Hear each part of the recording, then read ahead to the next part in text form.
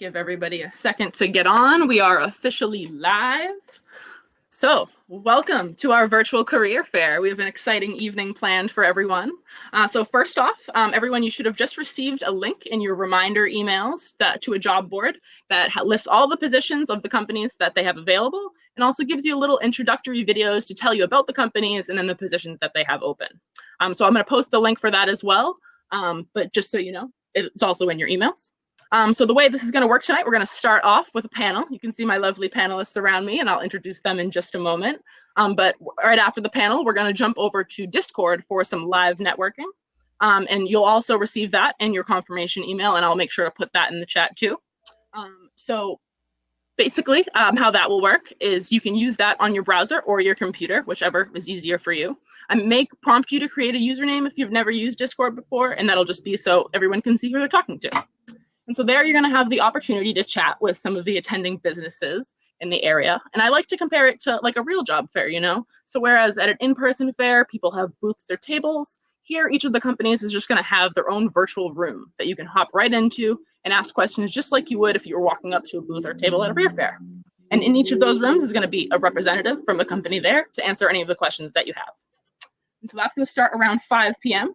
But as I said, we have a lovely panel to begin with, and that's going to teach everybody about how to join the industry and then how their lives are going since they have gone. And so without further ado, let me introduce our panelists. We have Beth Waterfall, the co-founder and executive director of Elevates. We have Darrell Black from Minorities for Medical Marijuana, the Cannabis Center of Excellence, and Pure Oasis. We have Kate Steinberg, the program manager of Cureleaf, and Mike Esposito, Scientist 1 at MCR Labs. And so I'm going to have you all kind of give everyone a little introduction, tell them how you got into the industry, and tell them where you are now. So how you first applied, what was your first title, and things like that. So Beth, can you start it off for us? Sure, happy to. Thanks, Melissa. Thank you, MCR, and thank you, everybody. I can see folks already started in the chat, getting engaged. Thank you, everybody, for being here. Hey, Darrell. We can hear you, Darrell. But anyway, so Beth Waterfall, I'm the executive director, one of the co-founders of Elevate Northeast, which is a 501c3 nonprofit organization based in Massachusetts.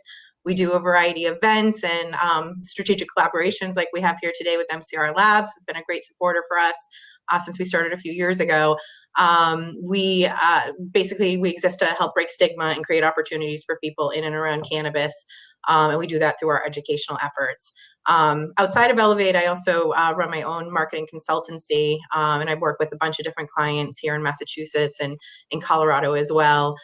So I've got my hands in a bunch of different things. Everything is mostly marketing related, but I got into cannabis basically transferring that marketing skills and a marketing career at age 35.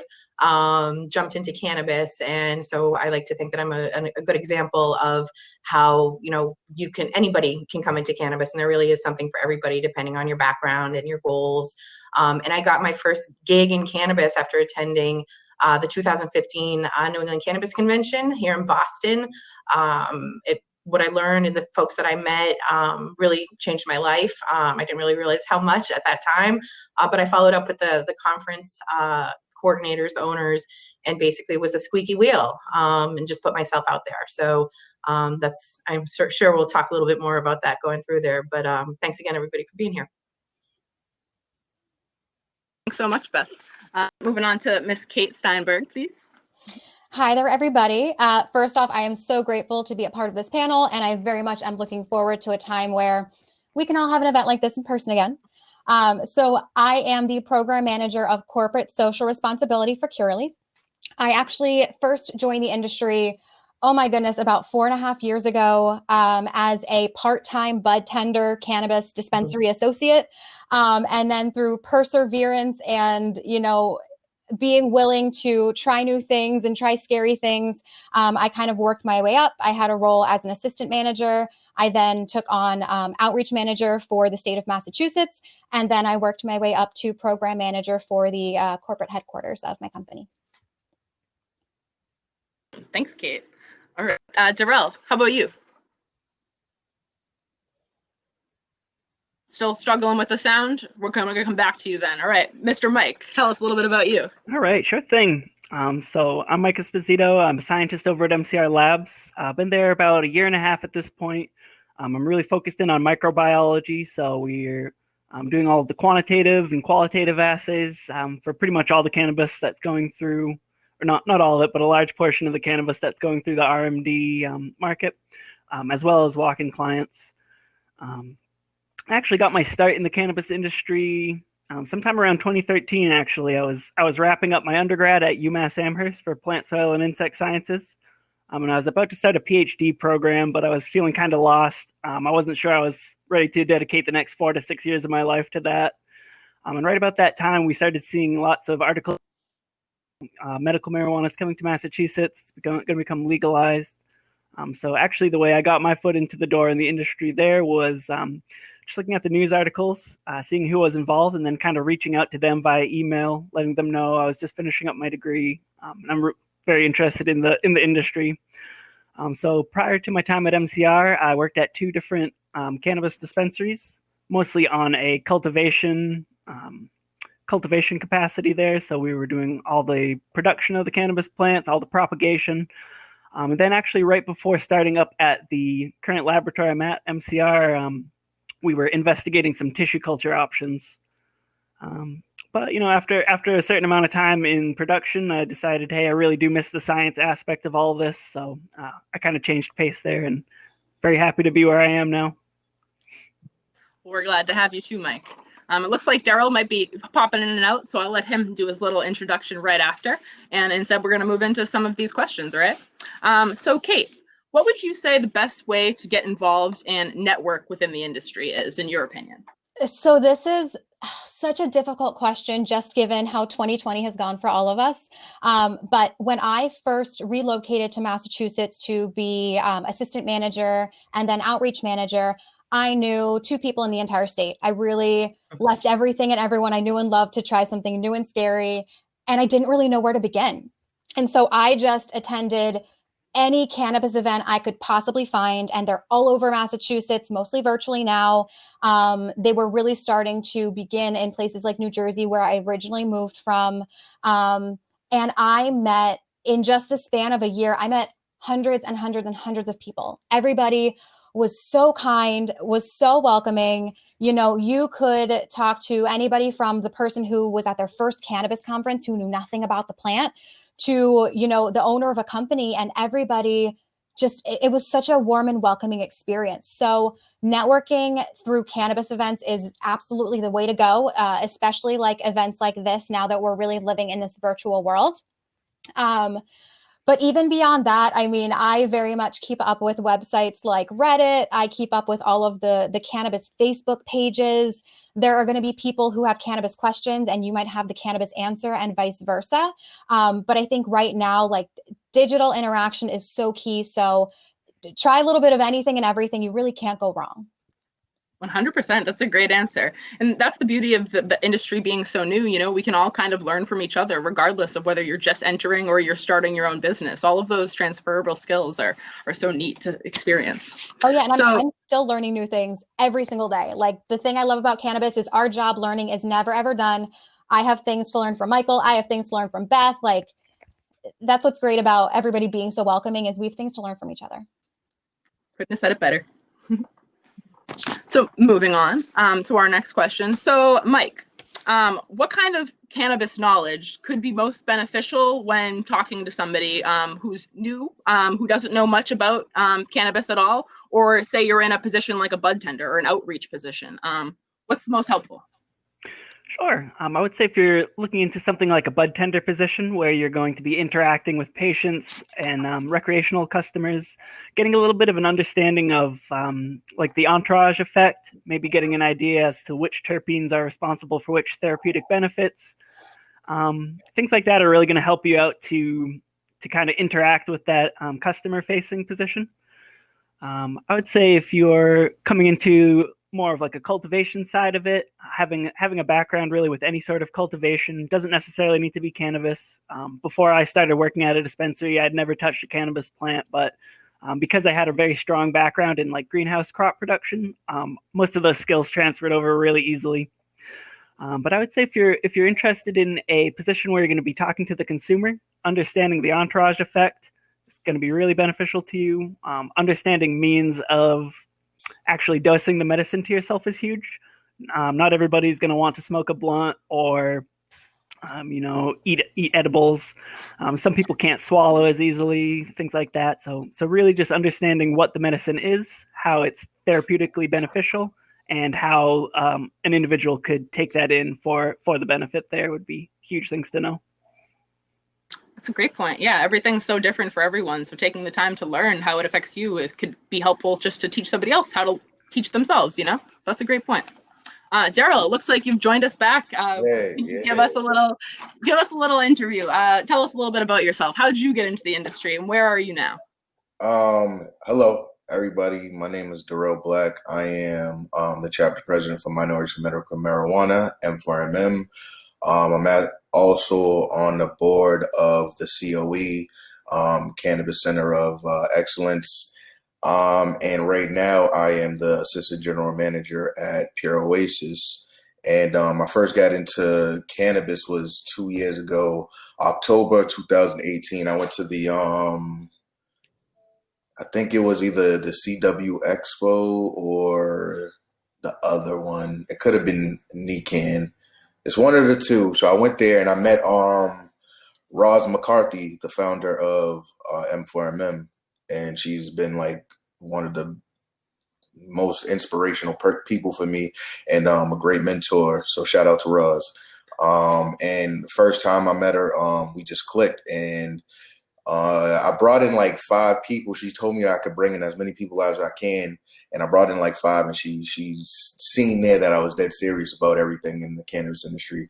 And after that, I just, been to every single seminar, meeting, city council meeting, state house, anything I can get to just to, gain knowledge in the cannabis industry, not just about cannabis, but also about, the municipalities and everything about, in that way. So, I wanted to be well versed in, all assets of, across all boards in cannabis, not just, just being, a user, but also, knowing what the benefits are, knowing the medicinal sides, knowing the pros and the cons, not just the good things, but the bad things, overconsumption, stuff like that. And then, it made me learn my actual, consumption habits and what it helps me and it aids me. And so it's been a dope experience. And right now I've been at Pure Oasis since the day we opened in March. And I just been, on an upward, hill right now. I started as security, and then I went to bud tender, and then I eventually landed at AGM, just being, real motivated to get into that next step, and in my career in cannabis. That's great to hear. You touched on some awesome points, Darrell. From networking at events that Kate already touched on, like that's the best way to get into the industry, right? To find people that are like-minded. And then also the room for growth in the industry, starting from where you went all the way to where you are now. Like that's one of the best parts as well, in my opinion. Definitely. And I got a shout out to Beth in Elevate Northeast, because that was like the very first class I've ever been to. So I got to shout them out. It was an amazing class. It made me do my first cultivation. And that summer I actually, went and did my own my own grow, and it was a success. So definitely shout out to them. Thanks, Darrell. That's great to hear. And actually, let's move on to Beth. You've done some very exciting things over this past year. You're partnering with the Holyoke Community College and are working together on some workforce training, I believe. And I also believe that you just recently held a roundtable discussion just a couple of weeks ago. Do you have any insights or takeaways you can share from the employer's perspective? Sure. So just a little background, the Elevate and Holyoke Community College are working together on these educational programs for people that are coming into the industry, or people who maybe just are already in the industry but want to just have a more kind of well-rounded understanding of the business or areas of cultivation, labs, medical marijuana. So we're preparing the workforce training, but then also wanted to take a step back as we're developing the training materials to ask the employers, what what do you need? What are you looking for? What are some of the challenges that you're facing as you're hiring and recruiting? So it was 2 Fridays ago. We had about 50 people signed up, and we broke it out into a few different rooms so that people could talk about different subjects. So one room was talking about retail. I was leading a conversation about entrepreneurship in general.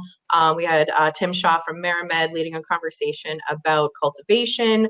And Marion McNabb from the Cannabis Center of Excellence, she ran a medical track. So basically, there were employers in the room. They're asked questions about different things that they're facing, and some, regardless of the rooms, the big takeaways, regardless of which area of cannabis that you're looking to get in, there were some kind of striking similarities across the board. So a big one that came out of everything was that we have employers getting excited when they see an initial resume. There's transferable skills. They're excited to meet the person, whether it's for, a bud tender position or working in the lab or something. And unfortunately, that individual shows up stoned, shows up to their interview not ready to have an interview, not putting their best professional foot forward. See it all the time. Yeah, so it puts that employer in a difficult position, and it's just wait to get super ripped. Certainly, people are using cannabis to medicate. And there's definitely a difference between being medicated and being just high as a kite and unprofessional. So that's just something to think about. Another big thing from the employer's perspectives was that there are people that are coming forward, applying for jobs and just not really owning their experience. So they're not really advocating for themselves as well as they could be, because they're not recognizing perhaps that some of their past experience is transferable. So when you're putting together a resume, try to think about, the skill that I had, how could that translate into cannabis, and try to, communicate that in your cover letter, in your conversations with people, kind of spell it out why X is relevant to cannabis now. So it just goes back to professionalism. Yes, it's cannabis, it's exciting, it's fun, but these are real jobs. We're doing real stuff with these companies that we're working for, and the companies themselves have really strict, processes, procedures, or compliance metrics that they're responsible for. So they just can't have unprofessional, intoxicated people. Just like, if you worked at a wine distributor, you can't show up drunk just because you're selling wine. So that's just something to think about. Every single one of the rooms talked about that kind of, oh gosh, we were excited to meet this person and they showed up ripped. So just that was one of the big things. That's some great insight. There's a time and place to everything, but you also hit on some great points too, that, there are so many transferable skills. Cannabis is a brand new industry. We still need all of those other ancillary businesses, and there's so many things that everyone can bring to the table. So brings me to my next point that I'm actually going to offer up to all of you. What are some of skills or transferable skills that you've picked up in previous jobs that you've brought to the cannabis industry that others may as well? Can we start off with Mr. Mike? Definitely. So in my current position, laboratory, all my past experience at UMass, working in undergraduate labs and in labs during summertime breaks, it's really hugely beneficial. I picked up a lot of skills there, like molecular systematics, working with DNA, things that really apply to the assays we're running. Previous positions like cultivation, you would be surprised how valuable it is to understand Excel. There's a huge amount of organization involved with planning out these rooms, how you're going to lay your benches out and everything. So being able to be as organized as possible is huge. And understanding those types of softwares that might help you kind of tally up plants quickly, make decisions, what percentage of your bench space you want to use for a certain pheno and things like that. But really, any previous experience you have, there's something there that you can pull that would be beneficial for you in a cannabis position. Much like Beth would say, it's really about owning your skills, and then kind of trying to think back as to what do I know and how can I apply that moving forward in cannabis. Awesome. Thanks, Mike. How about you, Kate? Okay, so I have so much to say. Sound prepared. I love it. Right. Well, so first off, prior to graduating college, I had jobs at retail stores. I worked at a bagel shop. I worked at a daycare. I worked as a data analyst. I did a little bit of everything, and the most important quality in all of those roles was customer service. If you are in any front-facing position within cannabis, if you are working with coworkers, you want to be approachable, you want to be, conversational but appropriate. You want to be able to handle situations where maybe there are unhappy patients. The one thing that we would always talk about in the dispensary is no matter how a patient treats you, you don't know what they're going through in their personal life. So you need to be understanding that they're not attacking you personally. They're going through a lot. In addition to that, I spent a little over a year as a college recruiter. And so what I did is I would kind of going from cannabis to college, I would go from fair to fair, setting up my booth, making it look presentable, talking to total strangers, both students and adults, about why they should have interest in the college I was representing. And not only did that also help me with the customer service, that taught me about how, in a sense, looks do matter. You want to have a booth that's approachable. You want it to look neat and clean. You want people to want to talk to you. And in doing this college recruiting, I was living in New Jersey, representing a school in New Hampshire. And so my superior was 7 hours away from me. And that taught me how to be reliable and how to hold myself accountable, because I didn't have anybody babysitting me. Nobody made sure I went to the fair. Nobody made sure that I was dressed appropriately or being conversational. I had to trust myself to do that, which made it easier for my future bosses in the cannabis space to not have to kind of watch my every single move. And then kind of the last thing that really prepared me, as I said before, was kind of being persistent in the best way possible. When I first inquired with the company I work for about having my part-time dispensary associate job, they weren't hiring. So I was going to all of their educational events for 6 months straight with my resume in hand, begging them to hire me. And then even once they hired me, I was part-time for an entire year. I got a second job just so I could stay within my role, and then finally worked my way up to senior associate. And then everything moved much more quickly. Then it was 9 months until I relocated as assistant manager. Then it was like 5 months until I took on outreach for the state. Then it was like a year until I started working for the corporate office. So all of those things are really important to keep in mind. And as everybody here has already said prior, there are so many skills that are transferable. It's about the marketing. How are you going to take those skills and make them appealing for the role that you're looking for? That's some great insight. Thank you, Kate. How about you, Darrell? So I'm just like Kate. I've done so many jobs. Like, I've been everywhere. But my most recent job, I was at a hotel, and that taught me customer service. Like, and you have to have a certain level of customer service to work at a hotel, and a certain level of trust, because you got people coming into your rooms and checking in and all that stuff. So they have to trust you enough to with other people's belongings. So that was one of the things that was transferable to retail, because I'm a trustworthy guy and I've got great customer service. Another one that really honed in on my current position as the assistant general manager was I worked for Brinks Armored Trucks, and I was dealing with a lot of money, and pretty much cannabis is money. So it's very similar, very got to be very, very, very particular with it. You have to, can't mess anything up. One mess up could lead to one compliance issue that could lead to a 2-week shutdown. So just knowing that, and that goes from what Brinks is, if I don't have all this money in time for these trucks to go to the National Guard, people are going to be very mad at me that they didn't get their checks.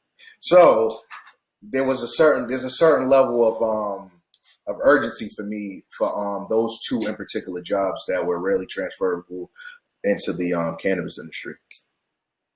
That's some great insight as well. You guys have kind of hit on all of the little points there. That's awesome. Beth, do you have anything to add to those? No, I mean, I was going to say the customer service, that's huge, not just for people that are in a customer facing role, but for like myself, I work in marketing. So I'm dealing with, executives or people that are running certain, areas of a business.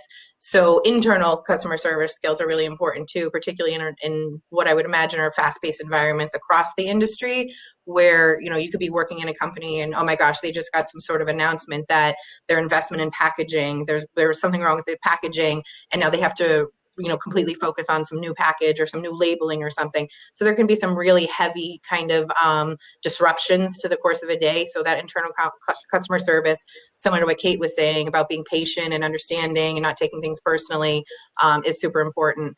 And then for me, just again, coming from marketing, I worked in big financial services firms and law firms.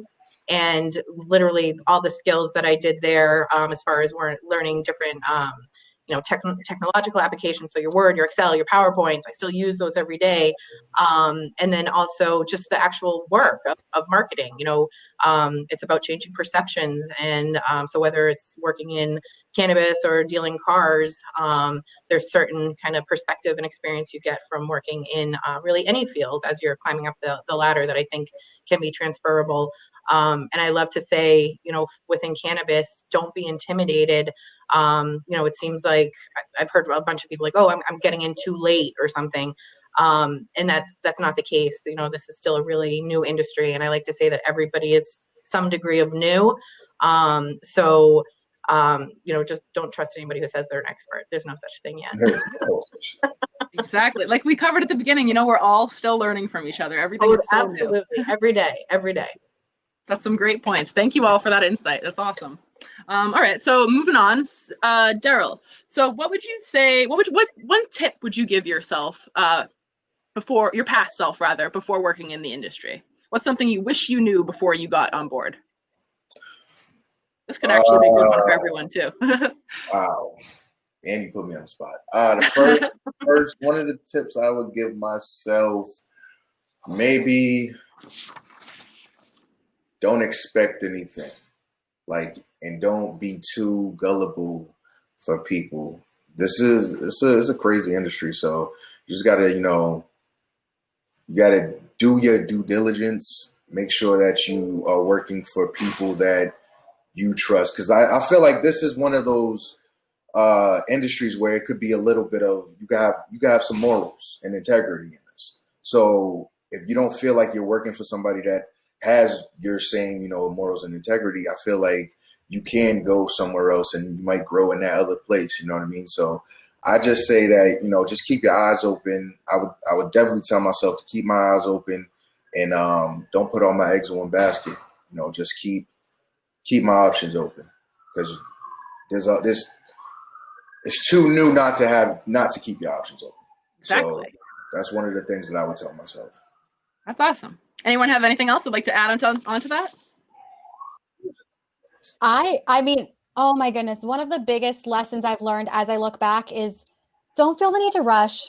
I think that I've set these, as a lot of millennials do, I set these standards for myself of I need to accomplish X, Y, and Z in this period of time, or I'm a massive failure and I'm never going to accomplish anything. And I wouldn't take anything back for the world because I love the work that I'm doing right now. But oh my goodness, do I miss the dispensary associate days? Do I miss the outreach days? Do I miss the assistant manager days? I don't think it would have hurt me if I kind of held on a little bit longer and allowed myself to learn more from those roles. Because especially when it comes to building your resume, while it's great to have, 10 or 20 different roles, if you're only in each role for 3 or 4 months, that doesn't look nearly as good as if you have at least a year within each role. So I think at the end of the day, this industry is not going anywhere. If anything, there's only going to be more and more opportunities. So, and like I said before, I was part-time for a full year, and there were times where I felt like kind of giving up and just leaving the industry and trying something new. And it's okay to be in a role for a certain period of time. That doesn't mean you're doing anything wrong. That means you're learning as much as you can about that one position. Absolutely. That's some great insight. Anyone else have anything they'd like to contribute? Or we have one that actually ties pretty well into that. It's kind of the opposite question. So what's one of the most rewarding experiences you've had since joining the industry? That one I'll give over to Beth to start. So for me, when I left my old job as a director of marketing for an accounting firm, I was on Xanax every day. I hated my job. I hated what I was doing. And it just got to a point where I needed to make a big change. And I just knew that environment wasn't really me. I wasn't working for any sort of, cause. I was just helping rich white men get richer, essentially, at the end of the day. So the biggest, most rewarding thing about coming over to cannabis for me was that I took a huge leap, and it worked. And I think a big reason why it worked is because I'm finally in an industry, in a position, and in relationships where I'm 100% myself. I'm not pretending to have a passion for accounting. I'm not pretending to have a passion for litigation and real estate. Every day I get to just work on things that are interesting to me. So the most rewarding part of cannabis for me was that opportunity to just be myself, love me or hate me. I was new into the industry and just wanted to be me. So I pierced my nose when I was 35 years old. Finally, I'm in an environment where I can just put a hole in my face. Let's do this. So that's just being, unapologetically authentic, and me has been really the most rewarding experience of being in cannabis. That's refreshing to hear. I love it. Anyone else want to add on to that? Looks like Darrell, you had something you wanted to say. Yeah. Honestly, I'm not gonna lie. Like, the people have been like the most rewarding to me. Like, knowing a lot of people and like going to each of these just seminars and knowing people, and no one, like, in this industry, no one was really like, how you have people that standoffish because they're at a higher tier than you.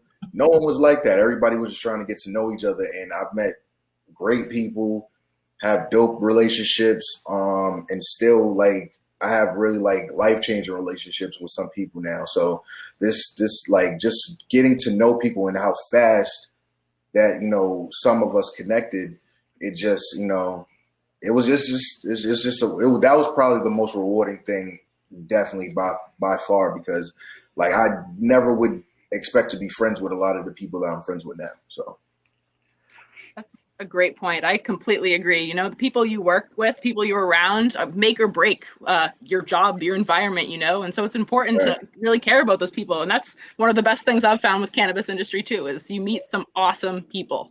So like the people we have here. So thank you all for being here. cool. All right. So now, Mike, in your opinion, what's one of the biggest barriers to getting into the industry right now?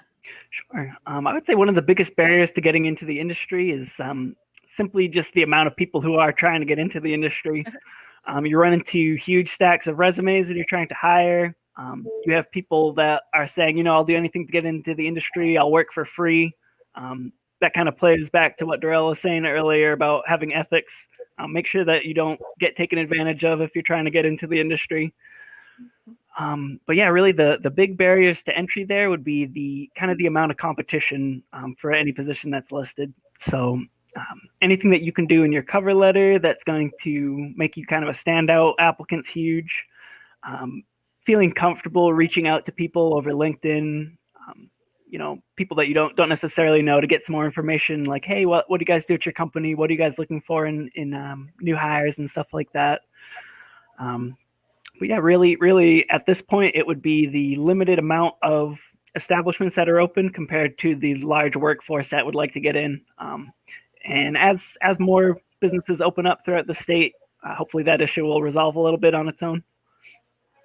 Absolutely. That's some great points. Hopefully it will as we grow and we get bigger, because it's definitely a brand new industry. So we'll definitely have some more jobs. And that also goes back to what Beth was saying earlier, about what employers want. Like, if you want to compete with all of these thousands of other applications, you want to put yourself out there. You want to make sure that you're marketing for yourself, advocating for yourself. There's so many skills that everybody has that they can bring to this industry. And so what is one of the most surprising things that would surprise most people when they do enter this industry? Kate, do you want to take that one? Oh my goodness. That's such a good question. I mean, first off, I've said this before, but the sense of community, like, as I've said before, I've loved everything that I've done, but the relationship and the bonding that I've had with the patients and the consumers that I've worked with has been absolutely amazing. You will see patients, and you'll see patients coming in from the ages of like 16 months to 90 years old, especially through my work in New Jersey, because the program was a lot more strict.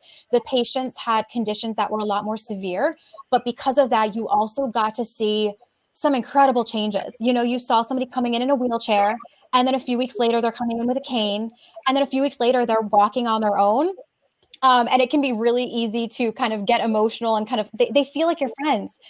Susan comes in and you say, Susan, how was surgery? Or like, hey, your daughter went to school. How was it dropping her off at college? You really get to know and care for these people. And then on the adult use side, if I have to be totally honest, the thing that surprised me is I expected that adult use customers would come in and ask about the different strains and what they did and the terpenes. But like the number one question that we would get is, what's the strongest? Which led me to the conversation of, oh, no, let's talk. There are terpenes. You can use certain terpenes that might, increase it or improve the experience for you. THC isn't the only thing that matters. The entourage effect, as was it Beth or Michael were mentioning? There's just Michael. Yes, there are just so many aspects to cannabis, and it's so surprising the conversations you'll get to have and the way you'll get to educate people, and then the way that they'll get to educate you. That's a great answer. Does anyone else have anything they'd like to add to that? All right. Yeah, I would definitely like something to that. One of the things that I find really interesting about the industry is the amount of people that are involved that actually don't use cannabis. It's a great point, Mike. Right. Like we kind of discussed earlier, you'll see people of all types in the industry, and you shouldn't feel pressured to put on a certain type of persona or anything. Just feel comfortable knowing that you're not going to be judged if you don't consume. It's different for everyone. That's a great point. 100%. There's room for everyone here, So what would be one of the most helpful places that you guys would recommend people search for these jobs? We have events like this that are going on. We have a job board that I mentioned earlier. But other than that, I know you guys have all put on similar events in the past. Where would you direct people to go? Let's start with you, Beth. Sure. So my experience is a little bit different, I suppose, because it feels weird to say this, but I haven't applied for a job in cannabis. It's been because of my, my networking and my advocacy work. And I think I've made really clear publicly my commitment to the industry. So as my network has grown, as has my value, as has my understanding and what I can bring to my clients. So I'm in a position where if I want to work for a company, I let them know that. And I really think that is a really, smart way to go about getting a job in cannabis, because you can, and maybe even outside of cannabis too, because you can go on to Indeed, or you can go and look at job postings, Monster, like there's tons of job postings for the cannabis industry out there. But I think also what you might want to do is take a look at some of the companies that are active in Massachusetts. If everybody's here in Massachusetts, so think of some companies that you admire. Think of some companies that seem to have demonstrated some good financial strength, and approach them and make a case for yourself. Pitch them. There may not be an opportunity or an opening right at that time, but through networking and staying in touch with key people at that organization, you can help create a job for yourself. Because keeping in mind that most of the businesses in cannabis are on a growth trajectory. It's not like they've filled in a certain organizational structure yet. They're still growing. So it's about being, a squeaky wheel and being persistent and really trying to make a connection with certain individuals. Certainly go and apply for the job listings out there, but also think about what company do you want to work for? What people do you want to work with? And let them know that, and reach out to them on LinkedIn, offer them some sort of value, instead of, hey, how can you help me? Say, hey, I do this. This is my experience. I was thinking I could help here. Do you need any, do you have a need for that? So, just putting yourself out there, in addition to searching online.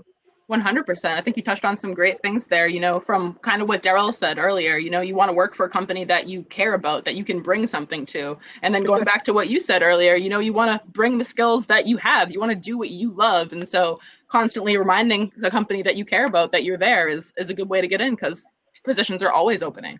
Another Yeah, in some cases you may have to, maybe take on a side, and that's absolutely how I did it too. Taking on small projects here and there, but still maintaining a full-time job at a law firm. You may have to start that way, but it's been effective for me to kind of take on small projects with different companies. 100%. Yeah, I would like to add me and Mary McNabb. Beth talked about her earlier. We partnered up and we have started an apprenticeship program that we should be rolling out in 2021. We're just waiting on more shops to open up. But we will have a cultivation apprenticeship. We will have a retail apprenticeship and a manufacturing apprenticeship. So we're trying to make sure that people, get into the apprenticeship and to the internships, stay with that company and grow with that company.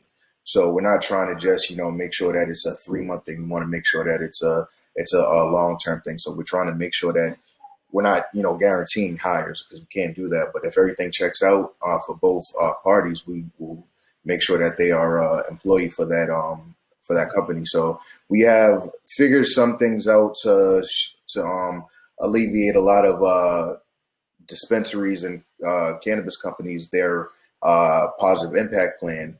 So we are directly, affecting their initiative. So that's one of the things that you want to, get involved with. Please hit me up, darrellblack27@gmail. Let me know if you want to be a part of an internship program, an apprenticeship program, and we'll be launching it really soon. So we got everything pretty much down. We're just looking for the first company.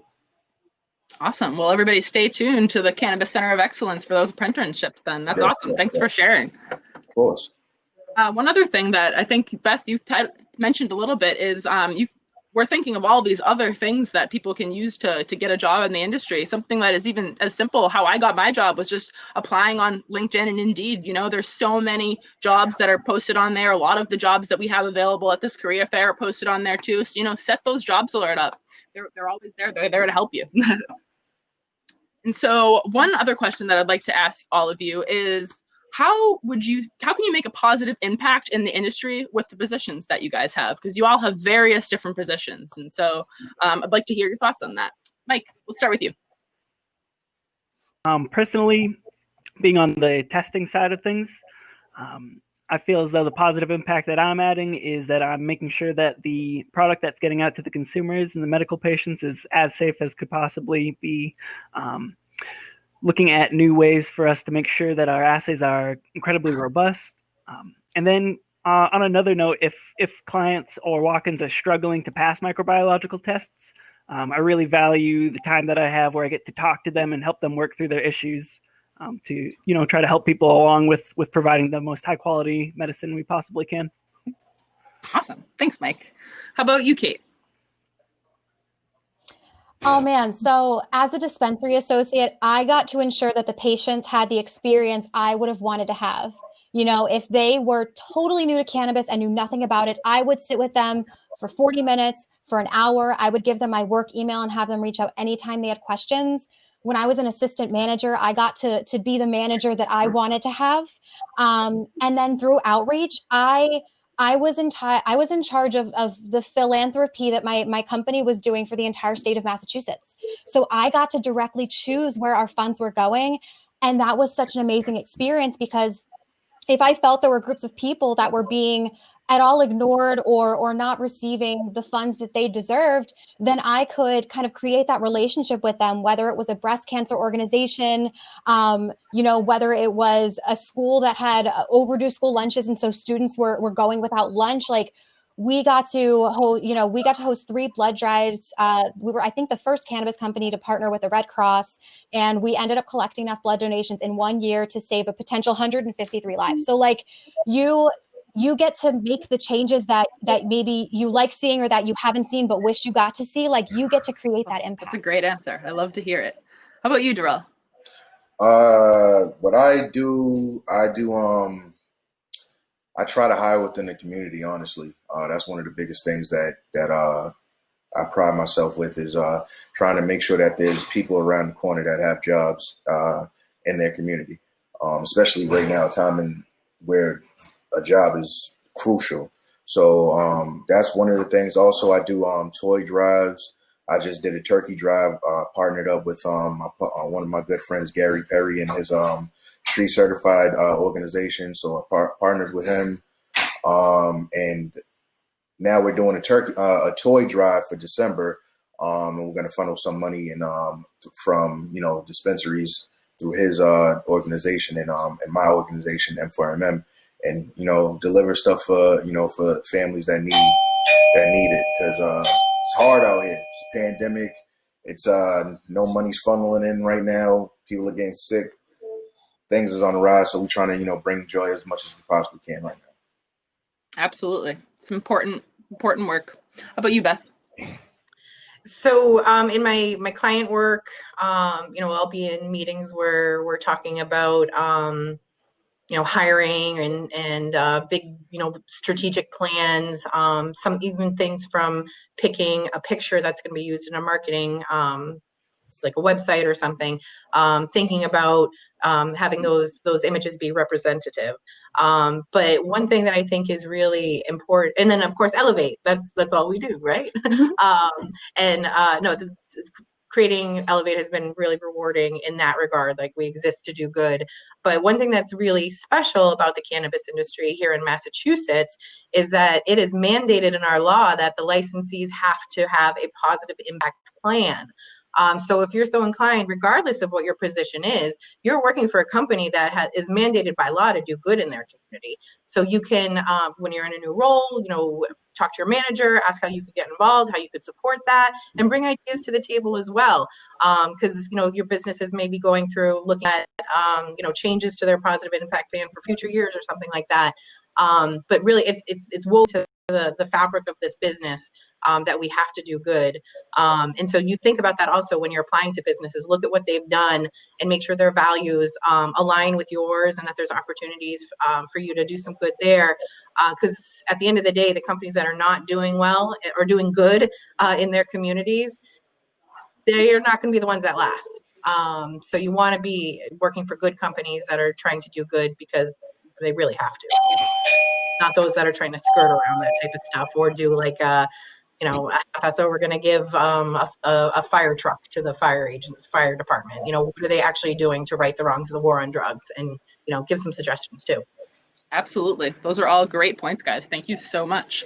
And now it looks like we're getting to that time. So I have one more question for you, and it kind of ties into everything that you all just said. We've had quite a year. It's been crazy for everyone between COVID-19, cannabis. We also had a few more states legalized this year. Delivery in Massachusetts just got approved. So where do you guys see the industry a year from now? It's a heavy question, but where do you guys see it going? Let's start with you, Kate. Oh man. Okay. So overall, I see the industry placing more importance on the why and not the what. So cannabis itself is going to be more widely accessible than ever. It's pretty difficult in Massachusetts specifically to not be able to find a dispensary near you.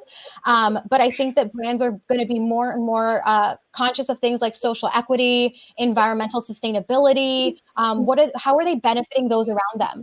There are a lot of brands now, and when you purchase their products, money goes towards a specific cause. You can buy environmentally sustainable packaging when you're at your local dispensary. You can ask about the work that they're doing for their communities. And I think that that's just going to have kind of more and more of a focal point as we move forward in the future. 100%. How about you, Darrell? Where do you see the industry in a year? That's a tough question. I don't want to say like right here again, but I'm trying to be optimistic. You know what I mean? But I see a lot of growth though. Like, I see more dispensaries opening up, more money funneling into the communities. I do see that. It gives me the opportunity to get to actually get with more dispensaries also. So, it's going to be more job opportunities for people in disproportionate areas. So that's what I'm hoping for. More shops to open up, more positive impact plans, and more initiatives going directly to the disproportionate areas in the war on drugs. That's what I'm hoping, but let's not be surprised if we're right back here. Fingers crossed, man. How about you, Right. Beth? So we talked a little bit about competition among applicants. You know, there are more people applying for jobs, and there are going to be more jobs. But with that too, there's going to be more products, and as businesses open, we're going to see more brands and interesting, you know, innovations in products like edibles. And I'm working for a company now, and we're talking about all sorts of cool stuff like popcorn, and I don't know. So I think it's going to be exciting a year from now to see the variety in the marketplace. And to see, you know, the new people that have been a part of that. I don't see it looking that much different otherwise. But yeah, I don't know. I just think the more variety and the more color that we see when we walk into any of the stores, that's going to also require businesses to, you know, slash prices when they can, bring prices down as competition rises. So hopefully that's going to be a big output as competition goes up. Lower prices. 100%. Two hopefuls there. How about you, Mike? You know, kind of on the same note, I don't know realistically how much change is going to happen over this year as we're bouncing back from the unprecedented times. But I could say in a year what I'd like to see would be, you know, I'd like for bars of entry for people who'd like to start small businesses to become a little less prohibitive. As it is currently, it's incredibly expensive to apply for a license to operate a dispensary and things like that. I'd like to see some changes, hopefully, to regulations that will make it a little easier for people to grow the product that's actually getting to the consumer. We see a lot of states out west might be doing more of like a targeted pathogen assay where they're like, okay, here's the aspergillus that's really dangerous. We're going to worry about that instead of the total yeast and mold. You know, as the outdoor grows are starting to pop up in state, we're seeing how these regulations are making it next to impossible to grow a quality product. So those are things I'd like to see within the next year. Awesome. Well, you guys kind of touched on every little thing there. So hopefully all of these things do happen this year. Fingers crossed. So that is just about the time that we have. I want to give everybody a couple minutes to switch over to the Discord platform that we're going to move on to. But I thank you guys so much for joining me today. You guys gave everybody such great insights into getting a job, keeping a job, and moving on in the industry. So thank you so much for being here. Thank you. Shout out to everybody in the chat. You know, so Rich says social consumption. Yes, social consumption. That's what I'm going for. So social consumption. Please hurry up. It's getting there. Thank y'all for having me on this panel. I appreciate y'all, and thank you, for giving my little, my small journey to where I'm at right now. Appreciate you guys. We appreciate you. Thank you so much. So just so everybody knows, we are going to move over to a different platform for the rest of the live networking. And so this is where you guys will have that opportunity to talk with any of the attending businesses. You can also check out the job board before if you'd like to see any of the positions that they have open. So I just posted the link in the chat. I'll post it again as well. You also should have both of those links in your reminder emails. You'll also get another one as soon as this panel ends too. But if you guys have any questions, just let me know. I'll also post my email in the chat. So once you guys do hop onto the platform, there'll be a little welcome message, just kind of explaining how the platform will work. My team is also going to be there to help. If you guys have any questions, please feel free to direct message us. We'll be up on the top right sidebar in green. And then I'll also throw my email in the chat if you guys have any questions. So thank you guys again for being here, and I'll see you guys over at Discord. Bye, everybody. Thank you. All right.